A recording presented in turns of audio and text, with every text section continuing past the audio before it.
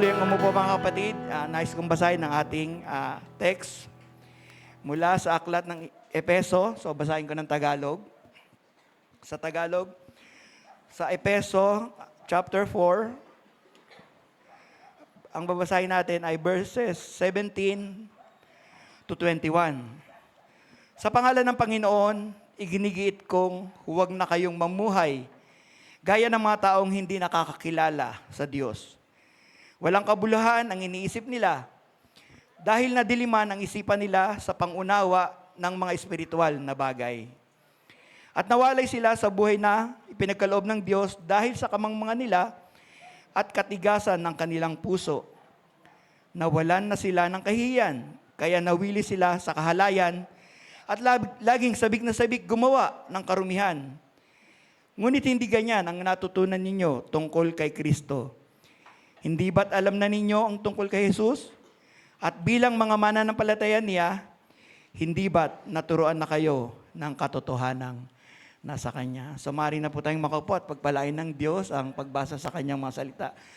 So muli, magandang gabi sa ating lahat at ang ating pag-aaralan mga kapatid ay papamagatan natin na a futile and pointless mind. So, a futile and pointless mind, isang kaisipan o isang pag-iisip na walang kasaysay, walang kabuluhan. At yan ang tingin ng banal na kasulatan sa kaisipan ng mga taga-sanlibutan.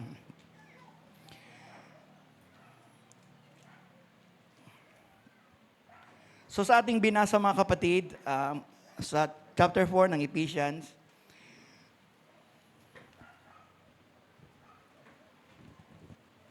ang pagtutuunan natin, ang pag-usapan natin ngayon ay about sa kaisipan. And aren't you glad mga kapatid, ang kaisipan na ito ay wala na sa mga mananampalataya? We have the mind of Christ. But before, tayo ay kabilang sa mga may kaisipang walang saysay, di ba? Walang kabuluhan. But salamat sa biyaya ng Diyos, sa kanyang biyaya habagat awa, tayo ay iniahon niya sa ganyang kalagayan. Sa ating kapanahunan ngayon mga kapatid, napakaraming bagay ang ating naririnig, mga bagay na nakakalito, mga bagay na nakakapagpagulo sa ating mga isipan. Mga bagay na magkakasulungat, mga prinsipyo, konsepto, ideas, na talagang isinasaksak sa ating mga kaisipan. Kahit na tayo ngayon ay meron ng pinagbabasihan, na meron na tayong salita ng ating Panginoon, hindi tayo makakaiwas sa mga bagay na yan, mga kapatid. May mga bagay tayong naririnig, mga prinsipyo ng sanlibutan na iba't iba ang kanilang paliwanag at kung ating pagtutuunan ng pansin ay nagbabanggaan. Masasabi natin na maraming mga bagay na ganito. At sa panahon natin mga kapatid, and thanks be to God, salamat sa Panginoon na nakalaya na tayo sa ganyan, alam na natin kung paano salain ang mga salitang ating naririnig.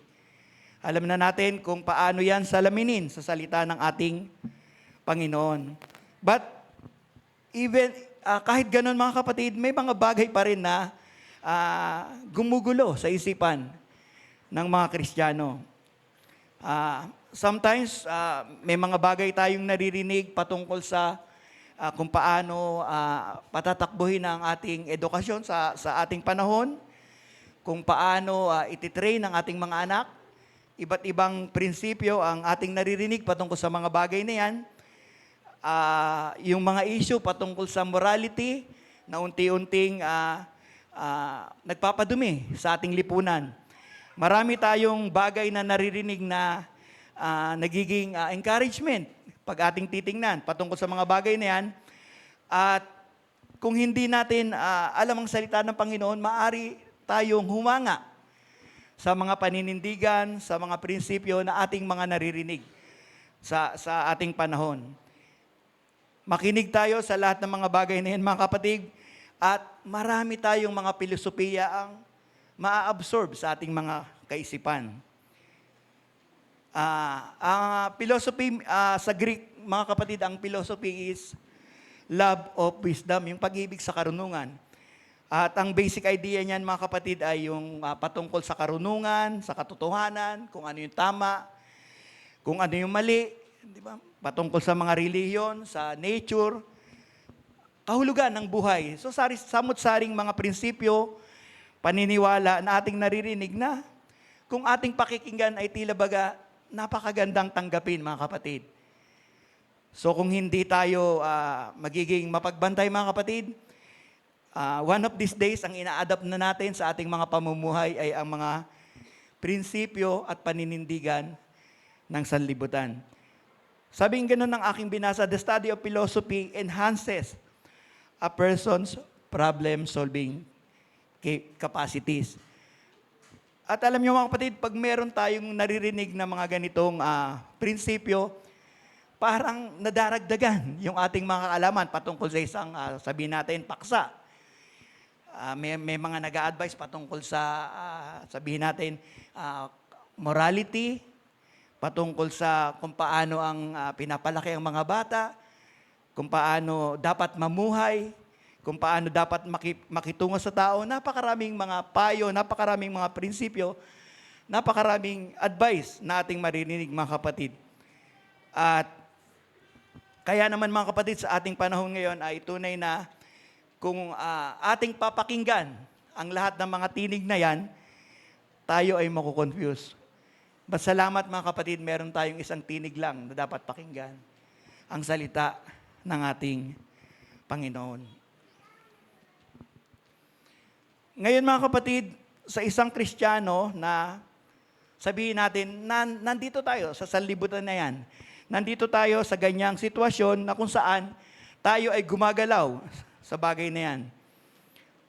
Ang Apostol Pablo ay merong, sabihin natin, precise and exact na sinasabi patungkol sa mga bagay na yan. At naniniwala tayo mga kapatid, yung mga bagay na yan ay hinaharap natin sa ating kasalukuyang pamumuhay. Sa simulang, sa chapter 4, sa simula pa lang ng mga talata, sa aklat ng Efeso, ipinakita ng Apostol Pablo kung ano ang kalikasan ng iglesia at kung ano ang bahagi ng bawat mananampalataya na nasa iglesia, kung ano ang kanilang bahagi, kung paano mag-ooperate ang iglesia, kung paano ang bawat bahagi ay makakatulong sa paglago ng iglesia. Ngunit ngayon sa ating binasa sa verse 17, ibinaling ng Apostol Pablo ang relasyon o yung relationship natin sa unbelieving world. So, unbelieving world, tayo mga kapatid ay narito sa sanlibutan. Ngunit hindi tayo taga sanlibutan, ngunit tayo ay nasa sanlibutan at hindi natin maiiwasan ang mga bagay na yan. Dito tayo, alam natin mga kapatid, kagaya sinasabi ng salita ng ating Panginoon na tayo ay nakikipamayan. Tayo ay sojourner, tayo ay mga manlalakbay. Hindi tayo taga lupa, tayo ay taga langit. But, habang nandito tayo mga kapatid sa sanlibutan, there are times na naaapektuhan tayo ng mga bagay-bagay na nangyayari sa sanlibutan. At ang aklat na ito, o ang aklat ng Efeso ay sinulat ni Pablo almost 2,000 years mahigit na. At kung ano yung suliranin, kung ano yung bagay na naisipaabot ng apostol sa kanyang mga nakikinig, yun din ang eksaktong dapat nating matutunan sa panahon natin ngayon. Alam niyo mga kapatid, ang panahon ay nagbabago, nagbabago ang anyo ng, sabihin natin, sibilisasyon, ngunit yung espiritu is nananatili. Kung ano yung kalaban ng iglesia nung unang panahon, yun din ang kinakaharap ng iglesia ngayon. Kung paano sila nag-i-struggle sa mga gawa ng sanlibutan, kahit tayo mga kapatid ay nag-i-struggle din bilang mga Kristiyano sa gawa ng sanlibutan. So, ang sabi ni Pablo,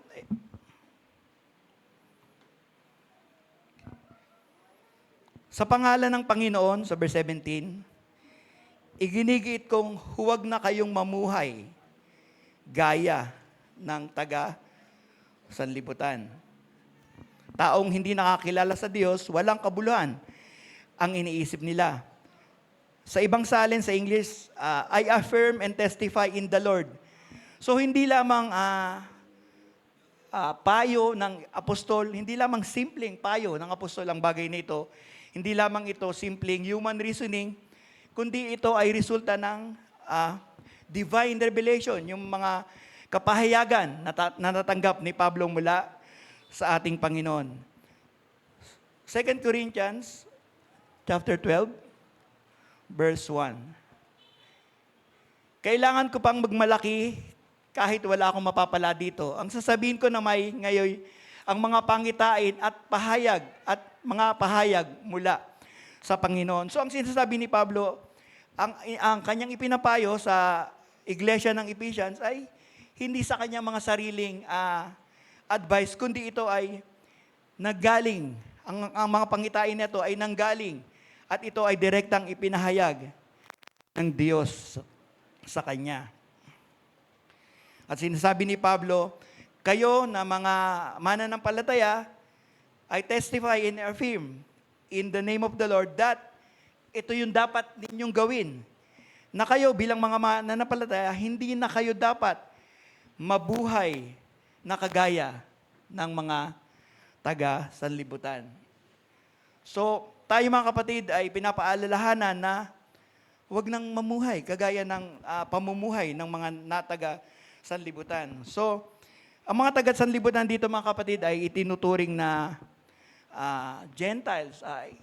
Hindi ito yung pagkakaiba ng Jews and Gentiles, kundi ang Gentile nito ay pinapatungkol ang mga bansa o ang mga kalipunan ng tao na hiwalay sa Diyos. Mga taong ang kanilang ninanasa ay ang paggawa ng masama at ang kanilang layunin ay hindi para maluwalhati ang Panginoon. So tayo bilang mga Kristiyano, sinasabihan o pinapaalalahanan na huwag na tayong mamuhay na kagaya ng mga taga-sanlibutan.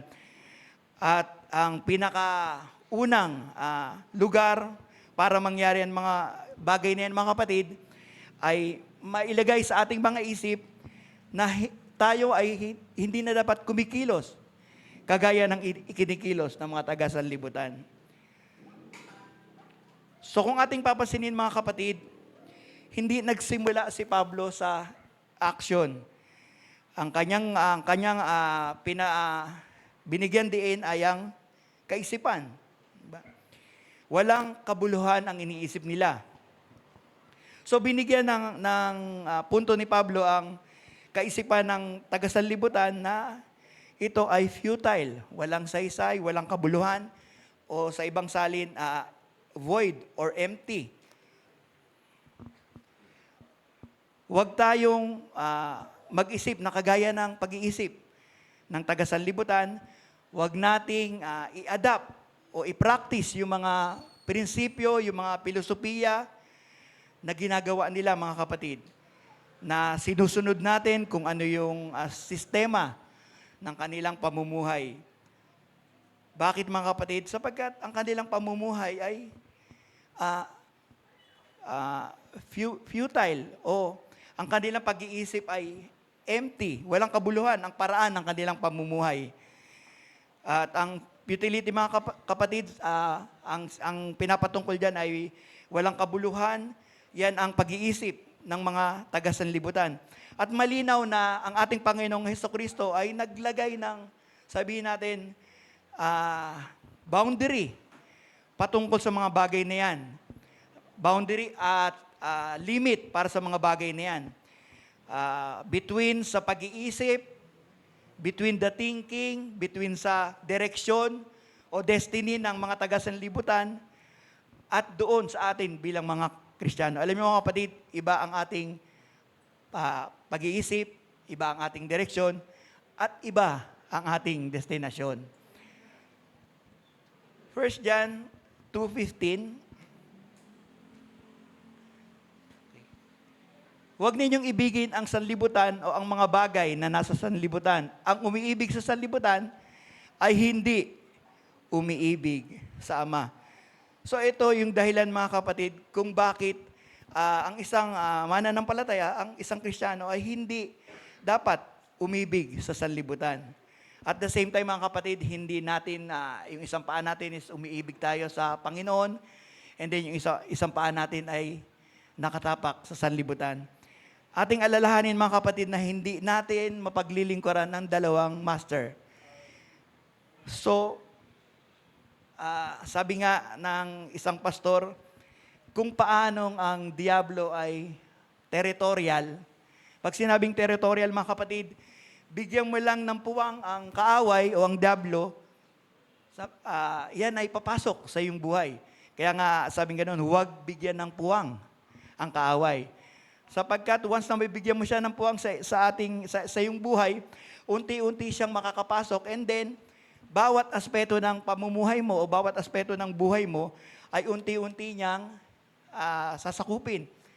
So, ganun din ang Panginoon. Nais ng Panginoon na pag ibinigay mo ang puso mo sa Kanya, nais ng Panginoon na lahat ng pintuan sa buhay mo ay dapat welcome siya. That's why the devil and ang Panginoon ay, they are both territorial. So, saan tayo pipili mga kapatid? So, bilang mga Kristiyano, alam natin na dapat ang Diyos lamang ang ating pinaglilingkuran. Hindi tayo makakapaglingkod kay Mammon, di ba? You cannot serve God and Mammon at the same time. So, kailangang mamili tayo. And we are glad, mga kapatid, alam natin kung sino yung ating pinipili. James chapter 4, verse 4.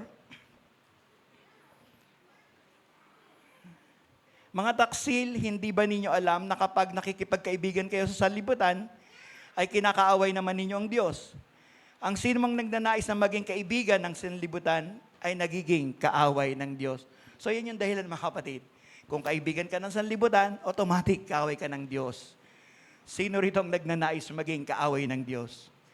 Sapagkat walang kumalaban o naging kaaway ng Diyos ang nagwagi. Wala pang tumalo sa Diyos. Sabi nga ng isang preacher, alam mo namang hindi ka mananalo sa Diyos o walang lumaban sa Diyos na nanalo. So, bakit ka palalaban? Kung lalabanan mo ang Diyos, ikaw lamang ang masasaktan. Sabing gano'n ni Pablo, para kang sumisipa sa tinigan. Sarili mo lang ang iyong sinasaktan.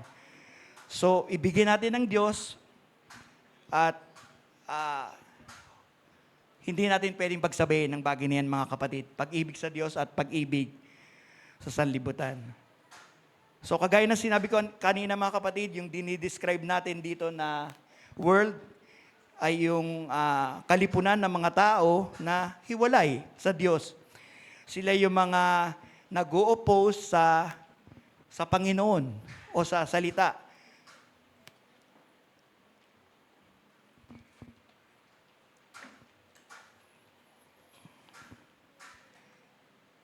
Alam naman natin mga kapatid na before we are a fallen nature. And alam niyo mga kapatid, ang fallen man in his nature of fallen,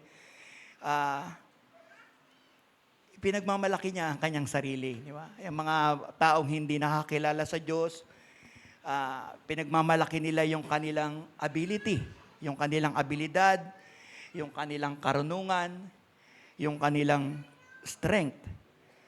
Subalit tayo mga kapatid, sabihin natin ang mga taga-sanlibutan is pinagmamalaki nila ang wisdom ng sanlibutan. Ngunit tayo naman, nagtitiwala tayo sa wisdom ng ating Panginoon. Pinagmamalaki ng sanlibutan ng karunungan, tayo ay nagtitiwala sa karunungan ng Diyos. Pinagmamalaki nila ang kanilang kalakasan, subalit tayo, nananahan tayo sa kalakasan ng ating Panginoon. Ang kanilang, sabihin natin, ang kanilang kasapatan ay dun sa mga bagay na meron sila. Partikular kung ang isang tao ay sabihin natin nakakangat sa buhay, meron siyang kayamanan, maalawan siya sa buhay. Ngunit tayo mga kapatid, ang ating kasapatan ay ang ating Panginoong Diyos. Ang tao sa kanyang fallen nature ay, sabihin natin, may mga bagay naman siyang nagagawa para sa ikauunlad ng sabihin natin na lipunan. Maraming napakagaling na scientifico o mga inventor na nakaka-imbento ng mga praktikal na gamit na nakakatulong sa ating mga pamumuhay. Diba? Kagaya ng mga ginagamit natin ngayon, mga washing machine o yung kung anong mga equipment ang ginagamit natin ngayon, yan ay nakakatulong sa ating buhay. At yan ay dahil sa katalinuhan ng mga tao. Technological and modern developments, yan ay nagagawa ng mga tao.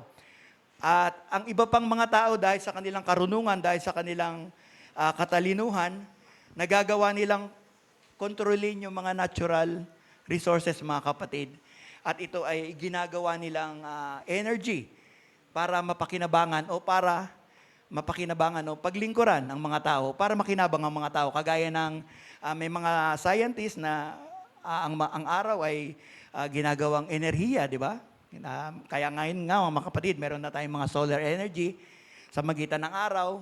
Yung hangin, gumagawa sila ng mga equipment para mag-convert yan into electricity. So maraming natural resources dahil sa katalinuhan ng tao, ang kanyang ginagawa upang mapakinabangan niya. At ito ay para maging servant. Ito ay para paglingkuran o pagsilbihan ng mga tao. At ito yung mga bagay na ipinagmamalaki ng mga tao sa sanlibutan. Mga matatalinong tao. Diba?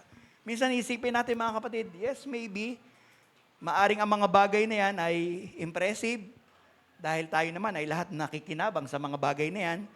Maaring remarkable ang mga bagay nito sa mata ng tao. And sometimes ito ay umaani ng mga papuri. Di ba? Kaya nga minsan nagkakaroon ng mga Nobel Prize, binibigyan ng papuri yung mga taong nakakaambag sa lipunan.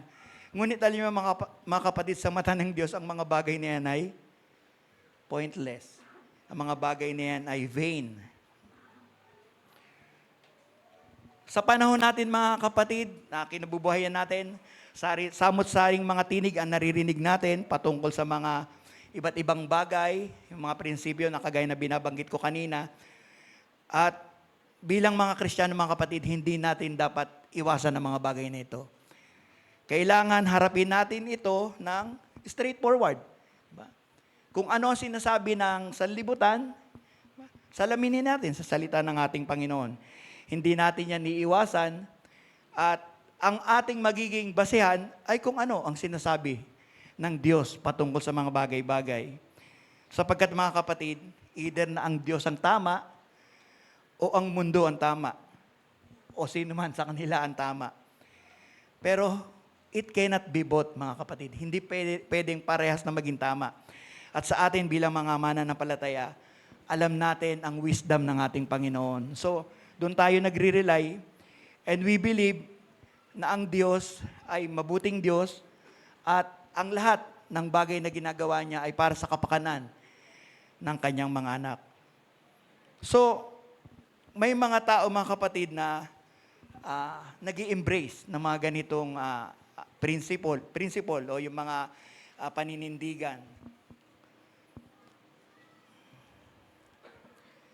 Sa atin, bilang mga tao, mga kapatid, kung alam naman natin na tayo ay tagasunod na ng ating Panginoon, at bilang mga tagasunod ng ating Panginoon, sabi ko nga kanina, ang ating simula ay ang pagbabago ng ating isip. Hindi tayo makakasunod sa ating Panginoon unless nabaguhin natin yung ating mga kaisipan. Hubarin natin yung ating mga lumang tinatayuan, isuko natin o alisin natin yung mga bagay na in-inject ng sanlibutan sa atin, mga kapatid. So, ang pagsunod sa Panginoon ay kailangang i-empty natin ang ating mga sarili. Empty yourselves and then bibigyan tayo ng ating Panginoon. Sapagkat ang Diyos ay hindi gagawa kung tayo ay meron sariling mga kalooban, meron tayong sariling tinatayuan. So we must empty ourselves sa harap ng ating Panginoon. Nang tayo ay maging mananampalataya, ito yung unang issue sa mga bagong convert o kahit sa atin, mga kapatid, yung mga naranasan natin nang tayo ay maging unang tumanggap sa ating Panginoon. Ano ang unang pagbabago na ginawa natin sa ating mga buhay? Diba? nagkaroon ng, sabihin natin, 360 degrees turn, di ba? Yung dati nating nilalakaran is hindi na natin nilalakaran. Yan dapat ang nakikita sa mga Kristiyano na yung kanilang buhay ay iba, kakaiba. Di ba? Alam niyo mga kapatid, we are, sabihin natin, iba tayo pero hindi tayo weird. Maaring ang tingin sa atin ng mga taga-sanlibutan ay weird. Ngunit, ayan ang nais ng Diyos na hindi tayo umaayon sa takbo ng sanlibutan. Kadalasan nga, pagka may mga ganyan, may encounter nyo na para tayong nagiging KJ. Pag merong may mga kaibigan tayo na hindi tayo nakikiayon sa kanila. Sa mga usapan, mga bagay na tinatayuan nila. At ang pagiging Kristiyano natin, mga kapatid, is hindi lang yung pag-iiba ng ating panlabas na kilos. Hindi lang yung tumaas ng konti yung ating morality, yung level ng ating ethics medyo tumaas. Hindi yun mga kapatid. Kundi nagkaroon ng radical na pagbabago sa ating mga buhay. Yung kapansin-pansin na pag nakita ka ng kapitbahay mo, is madali ka mapansin na merong something sa'yo na iba.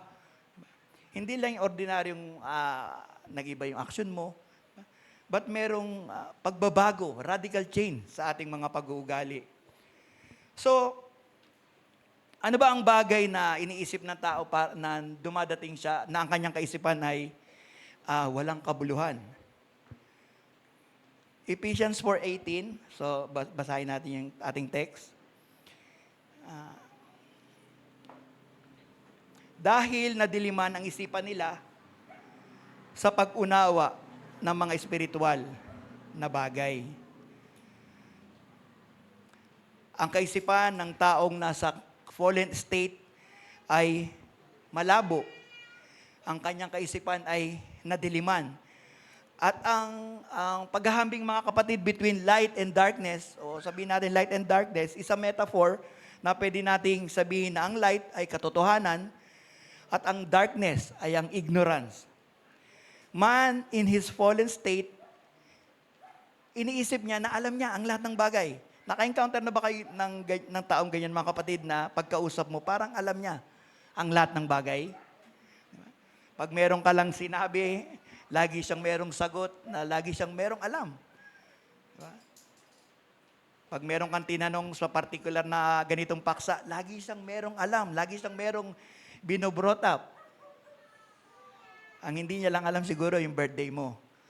Pero sa bawat aspeto ng pamumuhay, patungkol sa pagpapalaki ng anak, meron siyang alam patungkol sa pamumuhay, sa pagpapamilya. May mga taong ganyan. At sa kanyang ganyang kalagayan, ang akala niya ay napakatalino niya. Ngunit, ang kanyang kaisipan mga kapatid ay yung mga prinsipyo na nakukuha niya o yung mga nasa sanlibutan na napupulot. Pero sa banal na kasulatan, mga kapatid, ang tao ay ignorant. Kahit magkaroon ka pa ng maraming kaalaman, maraming, sabihin natin, mag-gain ka pa ng knowledge, ng understanding, ngunit, pag ang buhay mo, sa isang bahagi ng buhay mo ay wala kang spiritual life, meron ka pa rin napakalaki ng pagkukulang sa iyo mga kapatid. So napakahalaga na ang bawat tao ay merong spiritual life. Yung ating buhay ay bukod sa mga bagay na ating pinapamuhay, yung sabi natin, yung ating physical life, hindi lang tayo doon nabubuhay, ngunit higit doon, meron tayong spiritual na pamumuhay. So, ang tao, sabi nga kanina, ang tao sa kanyang fallen nature, ang alam niya o ang akala niya, lahat ay alam niya. Pero ibang sinasabi ng banal na kasulatan. Kagaya ng ating pinag-aaralan, bagong ini-introduce ng ating pastor ang Laodicea, ang mga church sa iglesia. At naniniwala tayo mga kapatid, sa ating panahon ngayon, nasa Laodicean church tayo, na ang pag-iisip ng mga tao, akala mo lahat alam nila. Di ba? Lahat alam nila. Revelation 3:17, ating basahin. So ito yung kaisipan ng mga tao sa panahon natin ngayon at ito yung ating ikinabubuhay, mga kapatid. So Pahayag 3:17, sinasabi ninyo na mayaman kayo, sagana sa lahat ng bagay at wala nang pangangailangan. Ngunit hindi nyo alam, nakaawa-awa kayo dahil mahirap kayo sa pananampalataya, bulag sa katotohanan at hubad sa paningin ng Diyos. Makikita nyo, mga kapatid, iba ang pagtingin ng Diyos sa pagtingin ng tao. Maaring ang tao tumitingin sa isang matagumpay na tao na wala na siyang kailangan, lahat ng bagay ay nasa kanya na. Ngunit sa mata ng Diyos, siya ay, kung wala siya sa Panginoon, siya ay kaawa-awa. Mahirap siya sa pananampalataya, bulag sa katotohanan, at hubad sa paningin ng Diyos. So, makikita natin yung contrast, mga kapatid. Ang pagkaunawa ng tao, di ba, patungkol sa kanyang sarili at patungkol sa Diyos, makikita niyo yan, mga kapatid, kung ano yung pinapahalagahan niya. Kung ang mas mahalaga ba sa isang tao ay ang patungkol sa Diyos o ang patungkol sa sanlibutan. Diba? Yan ang magdi-define kung sino talaga siya. Ang kaisipan ng taong nahulog sa kasalanan o sa kanyang abang kalagayan na siya ay nasa fallen state, siya ay bulag. At alam niyo, ang bulag, mga kapatid, is hindi talaga nila nakikita yung dapat makita.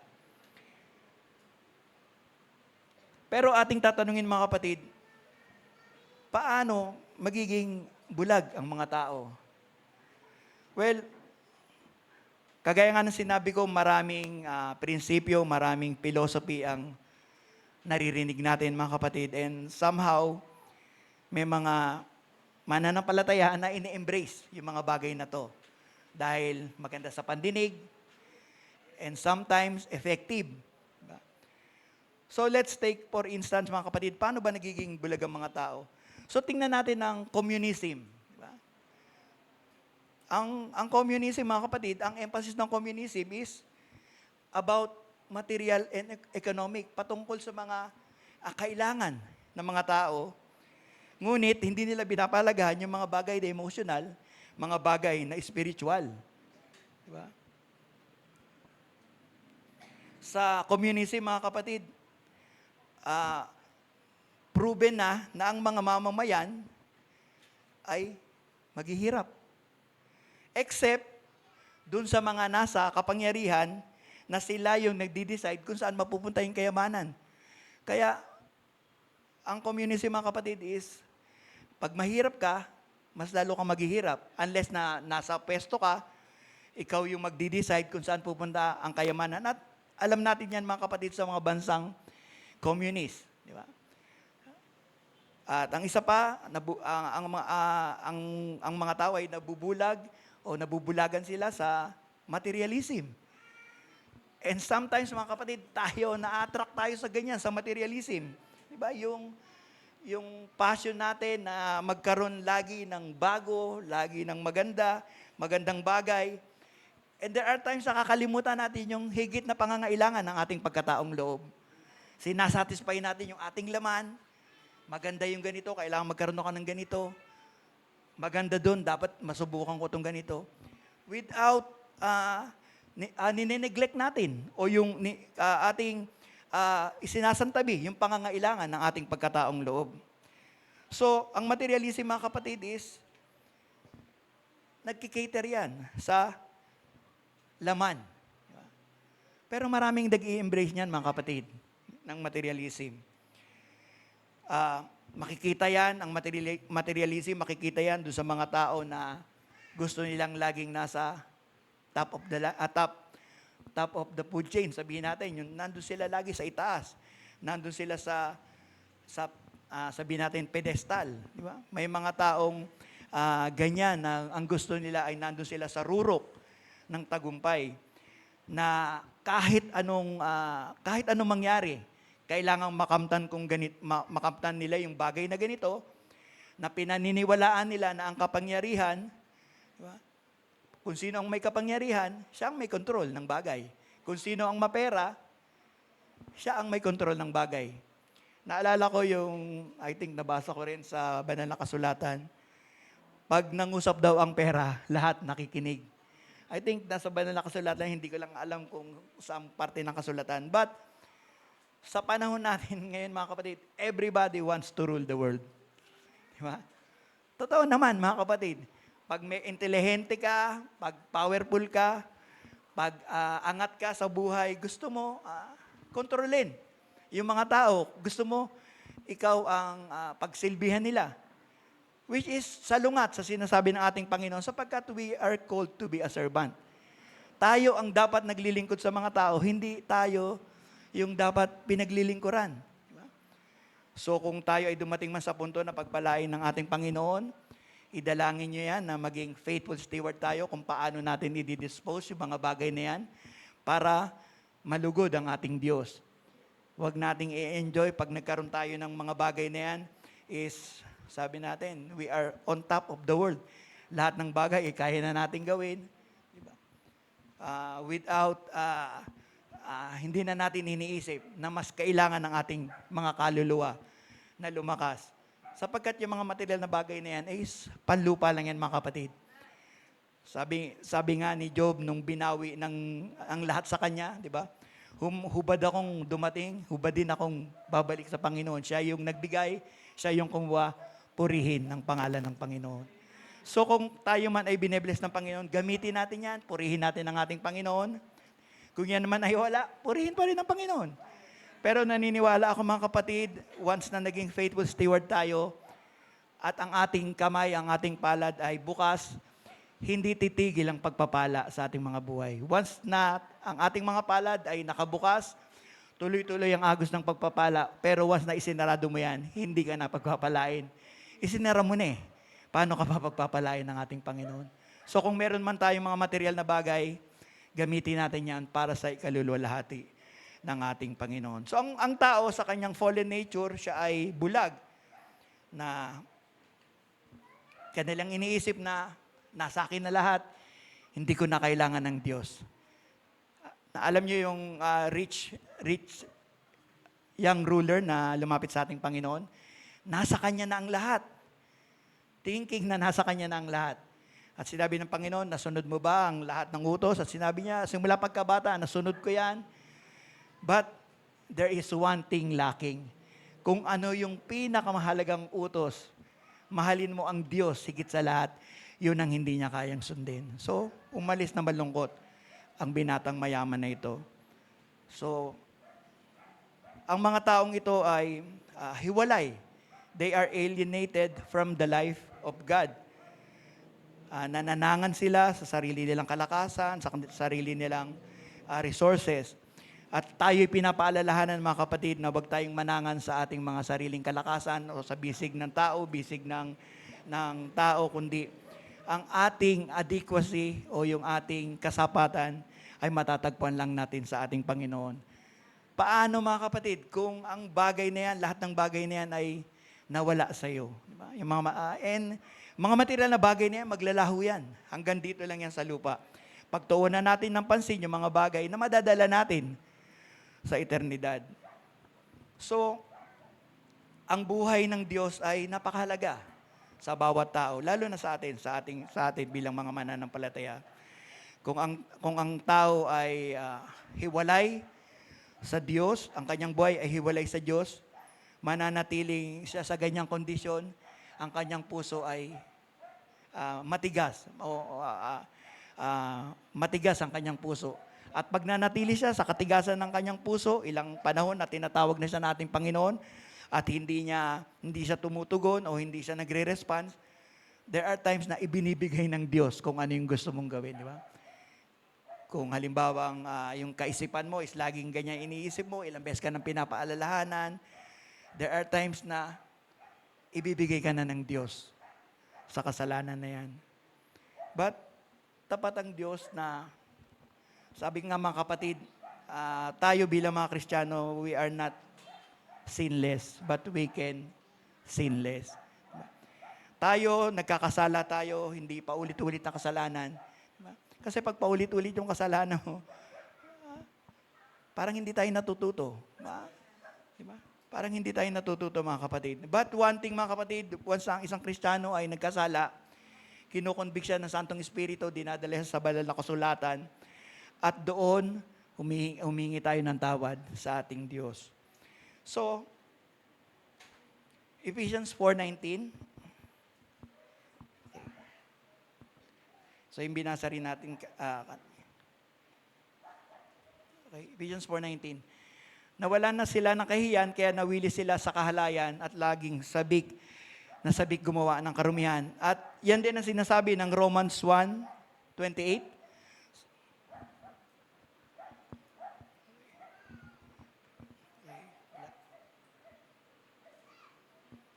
Okay. Romans 1:28.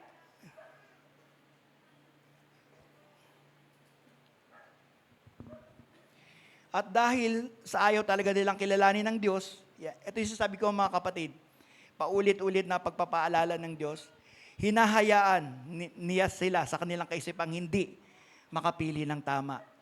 So, hayaan ka ng Diyos na hindi ka na makakapili ng tama.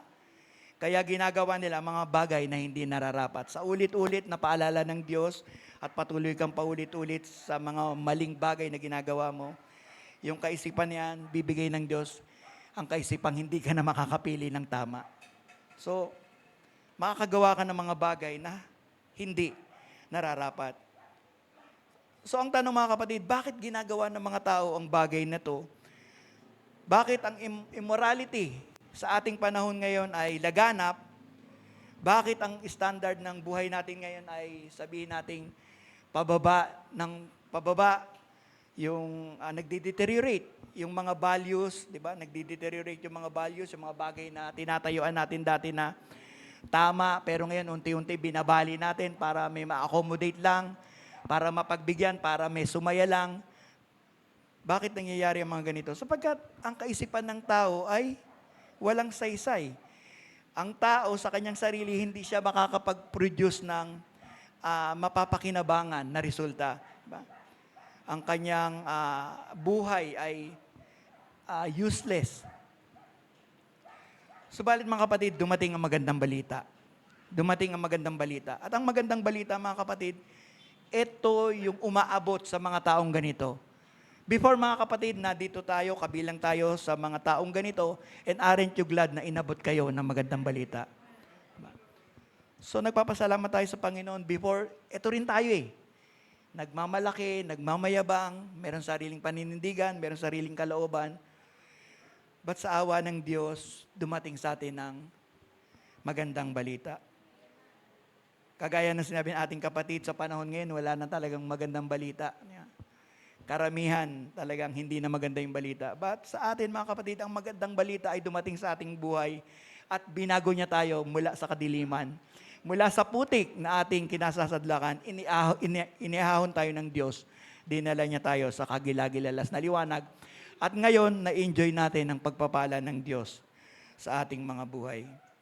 Pero mga kapatid, kung makakakita tayo ng mga taong nasa ganitong kalagayan, huwag natin silang sisihin. Huwag tayong maging hard and harsh sa kanila. Sapagkat alalahanin natin, mga kapatid, doon din naman tayo nanggaling. Diba? Doon din naman tayo nanggaling. Ganon din ang ating kaisipan, ganon din ang ating outlook. Colossians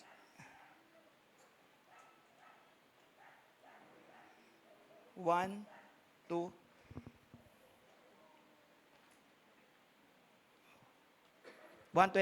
Sorry. Colossians 1:21. Nung una ay malayo kayo sa Diyos. Ito yung kalagayan natin, mga kapatid. Kaya hindi dapat tayo maging harsh sa mga taong ganyan. Sapagkat nung una ay malayo tayo sa Diyos, naging kaaway niya dahil sa kasamaan ng inyong pag-iisip at mga gawa. So kagaya ng sinabi ko, maging mabiyaya tayo sa mga taong ganito. Diba? Kahit sabihin hindi natin sila kamag-anak. Diba? And sometimes, mabiyaya lang tayo dun sa mga taong malalapit sa atin. But maging mabiyaya tayo sa lahat ng mga tao sapagkat doon din tayo nanggaling, mga kapatid. Diba? Ang lagi nating iniisip ay yung paggawa ng masama. Diba? So kung meron man mga taong ganito, remember mga kapatid, yun din yung ating former na kalagayan. So wag tayong maging bawal judgmental. Yeah? Bawal maging judgmental. Inabot tayo ng biyaya, abutin din natin sila ng biyaya mga kapatid. We are not to be hard and harsh sa mga tao na ganito. At yun ang kagandahan ng banal na kasulatan o ng ebanghelyo mga kapatid. Ang ebanghelyo ay para sa mga taong ganito. Diba? Ang doktor ay naparito hindi para sa mga magagaling o may galing o walang karamdaman, kundi sa may mga sakit. Dapat nating malaman yan mga kapatid. So, we must be very understanding sa kanilang abang kalagayan. Ang tanging pag-asa lang para matulungan natin ang mga taong ganito is yung makita nila na, kung makita nila tayo mga kapatid na yung ating lakad ay iba na, diba? Hindi na tayo lumalakad ng kagaya ng sanlibutan. Pero kung makikita nila na parehas lang naman tayo ng nilalakaran, paano natin sila matutulungan? Parehas lang pala tayong lumalakad sa kanal. Paano masasabihin dito ka lumakad sa highway? Diba? So napakahalaga yung ating paglakad. Kaya pinapaalalahanan tayo ng banal na kasulatan na lumakad tayo ng may katalinuhan mga kapatid. Kung meron kayong patotoo na na-build na sa inyong mga mahal sa buhay, kaibigan, kamag-anak, alagaan nyo yan mga kapatid. Kagaya ng asin, di ba? Maging asin tayo at ilaw. Sapagkat pag nawala yung patotoo na yan, kagaya nung unang panahon, nawawala yung alat ng asin, nawawalan siya ng pakinabang. Anong ginagawa sa asin? Nilalagay na lang sa kalsada, ginagawang panambak para madaanan ng mga hayop at mga tao. So, meron din naman siyang silbi, pero hindi yun yung primary purpose ng asin, di ba? Hindi yung primary purpose ng asin para tapak-tapakan, di ba?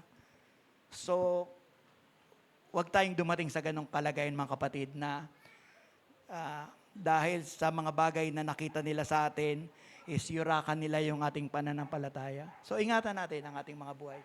Marami tayong nagagawang pagkakamali, pero pwede tayong maging maingat mga kapatid pagdating sa mga bagay na yan. So, lagi nating tandaan, lumakad tayo sa ganong kalagayan. So, maging mabiyaya din tayo sa mga taong nasa ganong kalagayan. Kung ang ating kaisipan mga kapatid ay kagaya rin ng mga kaisipan ng taga-sanlibutan, wala rin tayong pinag-iba sa kanila. At wala rin namang mangyayaring transformation sa kanilang mga buhay. So we must help them by demonstrating na iba, nasa ibang antas na yung buhay natin, na nag-level up na yung mga buhay natin. Maaring ang makakakita sa atin, sa ating pagbabago, maaring makatanggap tayo ng mga hindi magandang salita na kunyari lang yan. Sometimes ganyan yung mga maririnig natin, kunyari lang yan, hindi magtatagal, babalik din yan sa dati. Pero mga kapatid, wala ang Diyos ang magpapatunay na totoong binago ng Diyos ang ating mga buhay. Hindi natin kailangang patunayan na, hindi, maniwala ka, ganito na ako, laki ng pinagbago ko. Hayaan nating Diyos ang magpatotoo sa kanila sa pamamagitan ng ating mga buhay. Maraming mga kilalang mga mangaral na nahulog, di ba? Sometimes ang ganda na nung pagkakilala sa kanila ng lipunan, but there are times nahulog sila sa mga material na bagay, nasira yung ministry, nasira yung kanilang reputasyon. At may mga lingkod ng Diyos na nangyaring ganyan. At marami tayong makikita, mababasa na nahulog sa ganyan. Sapagkat somewhere along the way is hindi nila naingatan yung testimony nila, and then bumigay sila sa, sabihin natin, pita ng laman, yung lust of the eyes, lust of the flesh, yung pride of life. At kahit sabihin natin na mangangaral ka na, ilingkod ka na ng Diyos, di ba? Pag nahulog ka sa ganito mga kapatid, di ba? Kung mapapansin nyo, di ba, sabihin natin si Ravi Zacarias, kung familiar kayo sa kanya, di ba? Na ang gaganda ng pangangaral niya, and then along the way, nagkaroon ng iskandalo. So, isang bagay ang nangyari is, ah, nahulog sila doon sa mga material na bagay, doon sa lust of the eyes, lust of the flesh, and pride of life. So, bilang tayo mga kapatid, sabihin natin hindi naman tayo ganun kakilalang tao. So, umiwas tayo sa mga, wag nating i-pursue yung mga material na bagay. Wag nating i-pursue yung mga material na bagay, yung mga personal ambition natin, sapagkat yan yung magsisilo sa atin. Sinasabi ng banal na kasulatan, may mga nangangaral na salita para lang sa kanilang kapakinabangan. Diba? And there are times, mga kapatid, na dahil sa pangangailangan, binabali yung mga bagay na tinatayuan. Isang renowned pastor na inalok siya na malaking halaga, every year bibigyan siya ng ganitong halaga, baliin niya lang yung bagay na tinatayuan niya. Pero hindi niya tinanggap. Sapagkat mas higit na mahalaga ang salita ng Panginoon kaysa sa mga material na bagay. So, ingatan natin yung materialism sa ating mga buhay, mga kapatid. Yung ating mga personal ambition. Ephesians 4:20. So, patuloy nating basahin. Ephesians 4:20.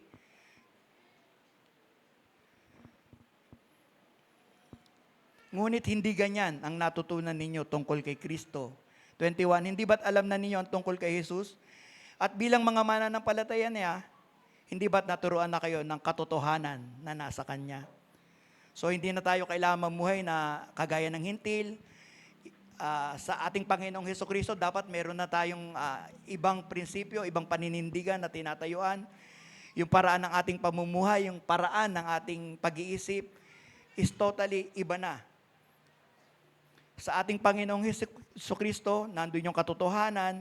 At ang katotohanan na yan, mga kapatid, ay pwede nating, sabihin natin, yan yung pwede nating ipantapat dun sa mga bagay na naririnig natin sa sanlibutan.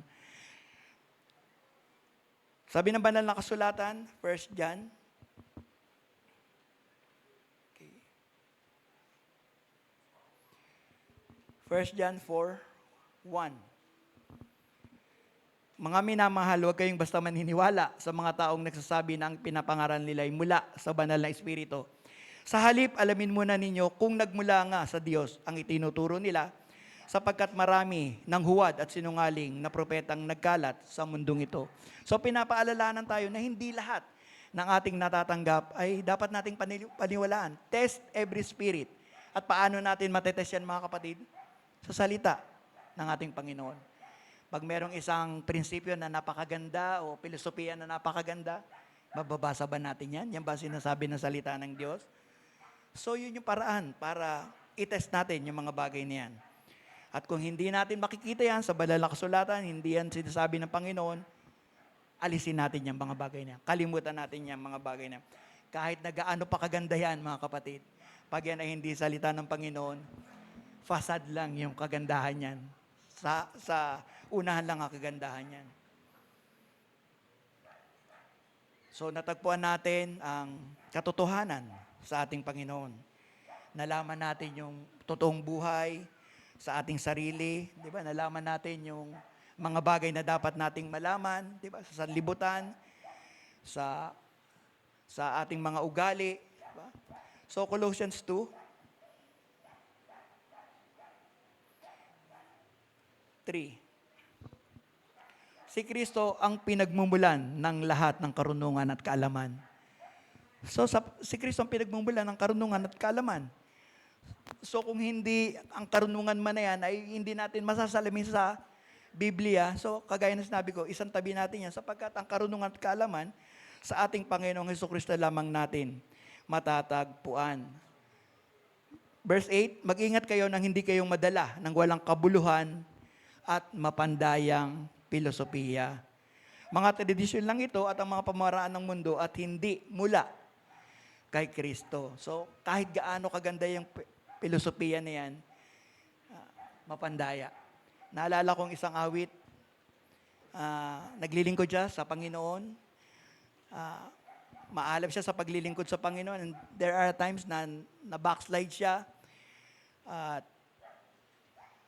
ang buhay niya ay muli, nabuhay siya sa sanlibutan. Sabi dun sa awit, bandang huli, na-realize niya yung pagkakamali niya.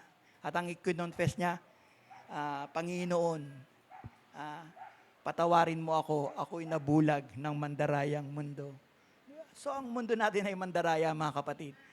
Pero pag hindi natin iningatan ang mga bagay na natanggap natin, talagang madadaya tayo. And then eventually, God is good. Papa-realize natin ng Panginoon yung ating pagkakamali, aabutin tayo ng ating Panginoon.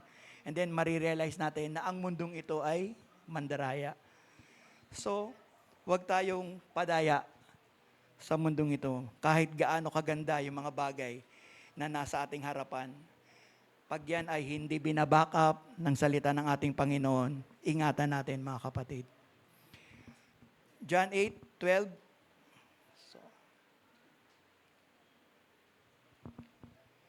Muling nagsalita si Jesus sa mga tao, "Akong ilaw ng mundo, ang sumusunod sa akin ay hindi na mamumuhay sa kadiliman, kundi magkakaroon ng ilaw na nagbibigay buhay."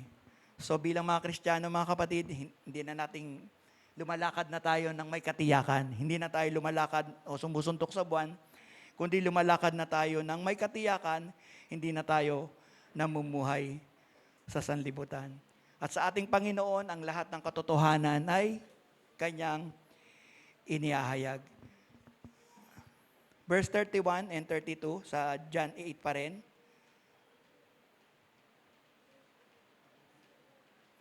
Sinabi ni Jesus sa mga Hudyong sumasampalataya, "Kung patuloy kayong susunod sa aral ko, totoo nga ang mga tagasunod ko kayo, malalaman ninyo ang katotohanan at ang katotohanan ang magpapalaya sa inyo." So ito yung laging ginagawa ng katotohanan, ang magpalaya. So nakalaya na ba tayo, mga kapatid? Then natanggap nyo ng katotohanan. At ang katotohanan, mga kapatid, minsan masakit, minsan madiin, diba? Pero totoo siya eh. So kahit gaano kasakit yan, totoo yan, palalayain ka niyan, mga kapatid.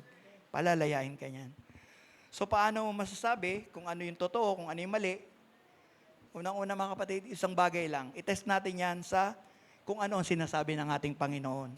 Kung ano yung mga bagay na nahayag na sa banal na kasulatan, yan ang totoo. Diba? At sa mga bagay na maaring may mga bagay pa tayong in-embrace, and then magmuni-muni tayo, mga kapatid, salaminin natin yan sa salita ng ating Panginoon, and then malalaman natin na ang dami pala natin dapat palang itapon sa ating mga buhay. Hindi ko pala dapat in-embrace itong ganitong paniniwala, itong ganitong prinsipyo, hindi ko pala dapat in-embrace. Pag nasalamin natin na maigi ang salita ng Panginoon, napakaraming dapat nating itapon sa ating mga buhay. Sa panahon ngayon, mga kapatid, kung familiar kayo sa salitang universalism, di ba? Maraming tao ang nag-embrace ng universalism na ang paniniwala ay ang lahat ng tao ay maliligtas. Ang lahat ng tao ay pupunta sa langit. Di ba? Pero kung napakagandang pakinggan, di ba, mga kapatid? Ultimo yung kapitbahay namin na nagagalit sa'yo, di ba? Ultimo yung sasakyan mo na nakabangga, mapupunta sa langit. Napakagandang pakinggan, mga kapatid. Pero hindi yan ang sinasabi ng salita ng Panginoon. At kung ating sasalaminin, mga kapatid, pag sinalamin natin mga ganyan, yung mga magagandang bagay na ganyan, malalaman natin na hindi totoo. Kahit gaano kaganda yan, pag hindi yan salita ng Panginoon, i-reject natin yung mga ganyang klaseng statement, mga kapatid. Isa lang ang authority, mga kapatid, ang salita ng ating Panginoon, yung mga binigkas ng ating Panginoong Hesukristo. Yun lang yung authority na ating tatanggapin. Hindi yung authority ng isang, sabihin natin, economist, o sabihin natin isang authority, isang senador. Diba? Yung authority lang, yung salita lang ng ating Panginoong Hesukristo. So lahat ng filosofiya na hindi nanggagaling sa Diyos, i-reject natin yan. So universalism, napakagandang tingnan. Pangalawa, meron din sa ating sanlibutan yung prinsipyong tinatawag na getting even. Diba? Na napakaganda kung ano yung ginawa sa'yo ng kapwa mo, ganun din ang gagawa. Kung sinaktan ka, gagantihan mo rin siya kung gaano kasakit yung ginawa niya sa'yo, yun din ang gagawin mo. Na, kumbaga sa amanos lang, di ba? Ginawan ka ng ganito, gawin mo rin siya ng ganon. Pero hindi yan ang sinasabi ng salita ng ating Panginoon. Romans 12, 17. Huwag ninyong gantihan ng masama ang gumagawa sa inyo ng masama. Di ba? So getting even, di ba? Napakaganda tingnan. Ginawa niya ako ng ganito, natural lang, dapat gumanti ko. Pero sabi ng banal na kasulatan, huwag ninyong gantihan ng masama ang gumawa ng masama sa inyo. Gawin ninyo ang mabuti sa paningin ng lahat. So, makikita natin mga kapatid, may mga prinsipyo na pag talagang sinala natin, ang dami nating itatapon. Ang dami nating itatapon mga kapatid. At isa pang paniniwala na kapag ikaw ay nasa pagsubok, sinasabi nila na ikaw lang, sa'yo lang nangyayari yung ganyang pagsubok. Hindi yan nararanasan ng ibang Kristiyano. Diba? Kakaiba yung pagsubok mo. Walang ibang nakakaranas niyan. Unique yan, ikaw lang yan. Diba? Pero kung sasalamin na natin sa salita ng Panginoon, mga kapatid, yung mga trials, yung mga suffering niyan, parte yan ng programa ng Diyos para palaguin niya tayo. Diba? Brother Benjo, parte yan ng Diyos para palaguin ka niya. Yeah. So, nagpapasalamat tayo sa ating Panginoon na yung mga nararanasan natin. At naalala ko nung nag-text nga si Benjo sa akin, tinawagan, sabi ko sa kanya, Jo, alalahanin mo, Kristiyano tayo. We are to bless them, not blast them. Kasi baka tumawag tayo ng kidlat. Diba? May mga hapos na may mga disipulo natin Panginoon na imbes na i-bless yung mga tao, gustong i-blast, gustong tumawag ng kidlat. Pero wag nating gantihan ng masama ang gumagawa sa atin na masama. Yan ang salita ng ating Panginoon. So, hindi tayo gagawa kung ano yung ginagawa din sa atin. Pag binatid tayo ng tinapay, ibalik din natin yung tinapay pero may palaman na.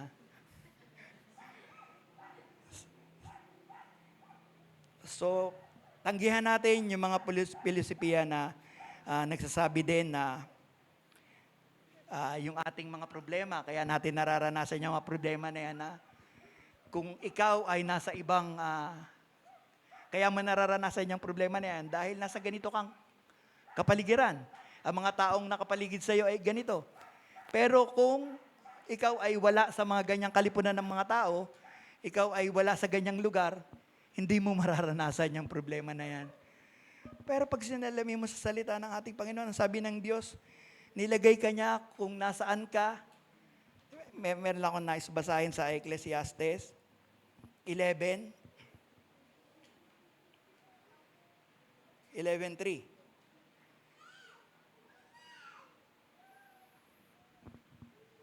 Kapag makapal na ang ulap, magbubuhos ito ng ulan sa mundo. At kung saan natumbang puno, doon iyon mananatili.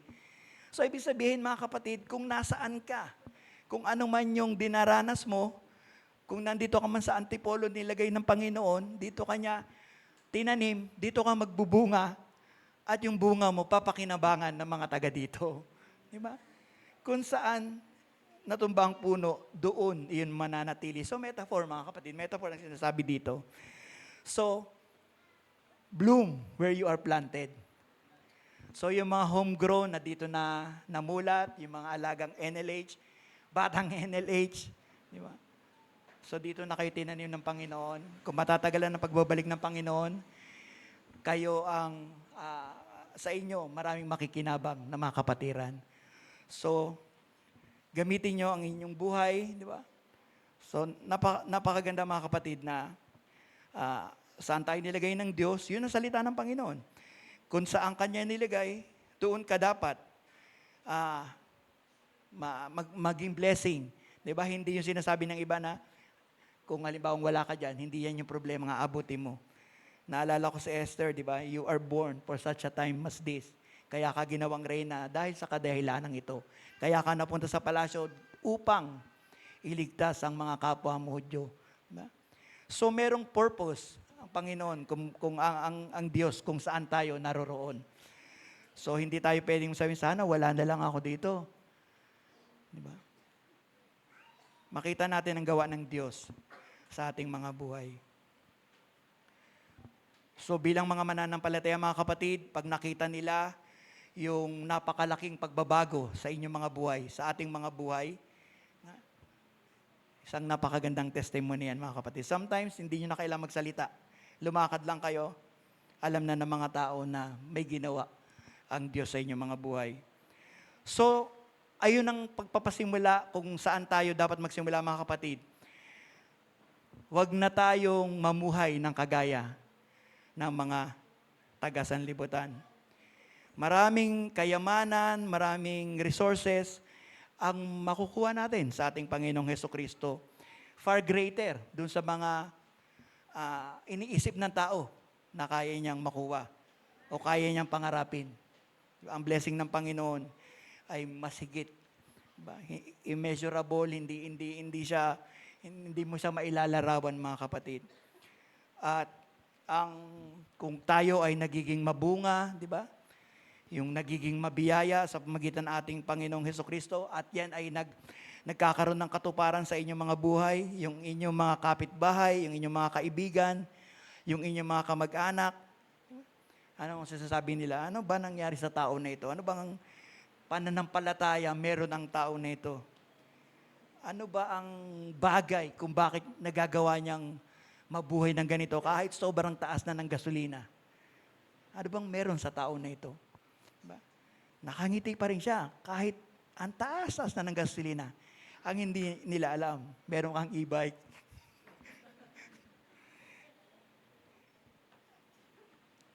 Ang ibig ko sabihin mga kapatid is, sa kabila ng kahirapan, meron tayong kapayapaan sa ating Panginoon. Diba? So bilang conclusion mga kapatid, nais ng ating Panginoong Hesukristo na yung buhay na nasa Kanya ay maging buhay din natin mga kapatid. Bakit mga kapatid? Sapagkat ang buhay ng Panginoon, kung yan ay nasa inyong mga buhay, yan yung buhay na hahamon sa mga tao. Yan ang buhay na babago sa mga tao. So, ingatan natin mga buhay because ang buhay ng ating Panginoong Hesukristo, yan ang makakapagpabago. Hindi tayo mga kapatid, yung buhay na nasa atin, yan yung makakapagpabago sa mga tao. So, huwag na tayong mamuhay kagaya ng taga-sanlibutan sapagkat hindi tayo taga-sanlibutan. So, mga kapatid, yan lang ang nais kong ibahagi sa inyo at patuloy nawa tayong pagpalain ng ating Panginoon.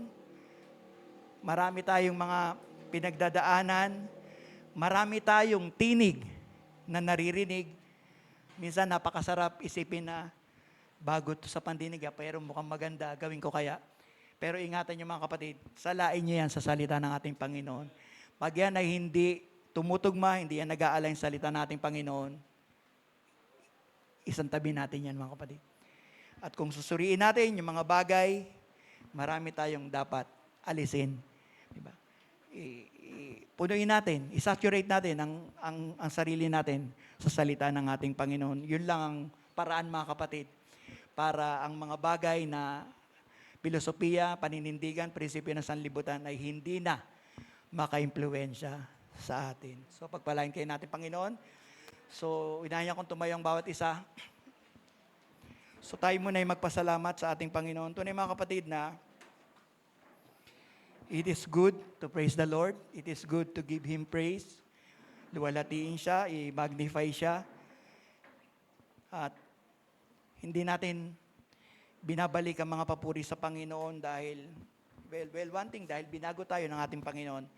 But, regardless mga kapatid, ano man ang sitwasyon, ang Diyos ay dapat purihin.